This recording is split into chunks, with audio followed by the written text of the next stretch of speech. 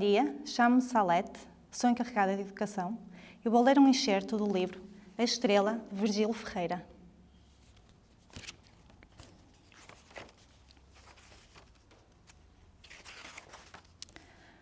Um dia, à meia-noite, ele viu-a. Era a estrela mais gira do céu, muito viva, e a essa hora passava mesmo por cima da torre. Como é que não a tinham roubado? Ele próprio, Pedro, que era um miúdo, se a quisesse empalmar, era só deitar-lhe a mão. Na realidade, não sabia bem para quê. Era bonita, no céu preto, gostava de a ter.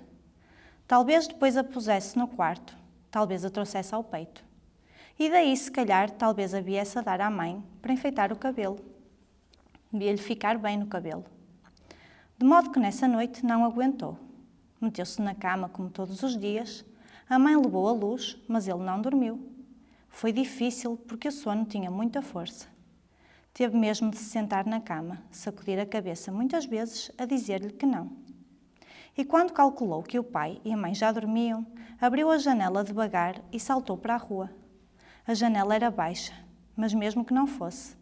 Com 7 anos, ele estava treinado a subir às oliveiras quando era o tempo dos ninhos, para ver os ovos ou aqueles bichos pelados, bem feios, com o bico enorme, muito aberto. E se não era o tempo dos ninhos, andava à solta pela serra, saltava aos barrancos. Jogava mesmo, quando preciso, à porrada como um homem. Assim que se viu na rua, desatou a correr pela aldeia fora até à torre, porque o medo vinha a correr também atrás dele. Mas como ia descalço, ele corria mais. A igreja ficava no cimo da aldeia e a aldeia ficava no cimo de um monte. De modo que era tudo a subir. Mas conseguiu e agora estava ali. Olhou a estrela para ganhar coragem. Ela brilhava, muito quieta, como se estivesse à sua espera. E de repente lembrou-se. Se a porta estivesse fechada? Levantou-se logo, foi ver. A torre era muito alta e tinha uma porta para a rua. Pedro empurrou um pouco e viu que estava aberta.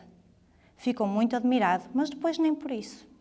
Ninguém ia roubar os sinos que mesmo eram muito pesados. E quanto às estrelas, se calhar ninguém se lembrava de que era fácil empalmá-las. E ficou tão contente de a porta estar aberta que só depois se lembrou de ter ouvido ranger. E então assustou-se. Voltou a experimentar e rangeu outra vez. Rangia pouco, mas o silêncio era muito e parecia por isso que também a porta rangia muito. E teve medo. Reparou mesmo que estava a suar e não devia ser da corrida, porque este suor era frio. A porta ficara já deslocada e agora era só encolher-se um pouco e passar. Mas sem tocar na porta, para não ranger. Meteu-se de lado e entrou. Havia um grande escuro lá dentro. Já calculava isso, mas as coisas são muito diferentes de quando só se calculam. E cheirava lá a ratos, a cera, às coisas velhas que apodrecem na sombra. Como estava escuro, pôs-se a andar às apalpadelas. Mas as pedras frias assustaram-no. Lembravam-lhe mortos ou coisas assim. Já com os pés não se assustava tanto, porque o frio que entrava por aí era só o frio da falta de botas.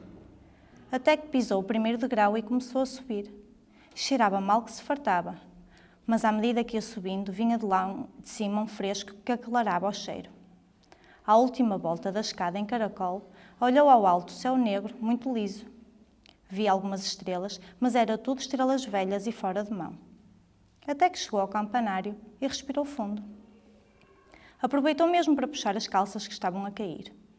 Eram 2 sinos e uma sineta, e de um dos lados havia só um buraco vazio sem sino nenhum. Agora tinha de subir por uma escadinha estreita que começava ao lado, e depois ainda por uma outra de ferro, ao ar livre, e com o adro lá embaixo.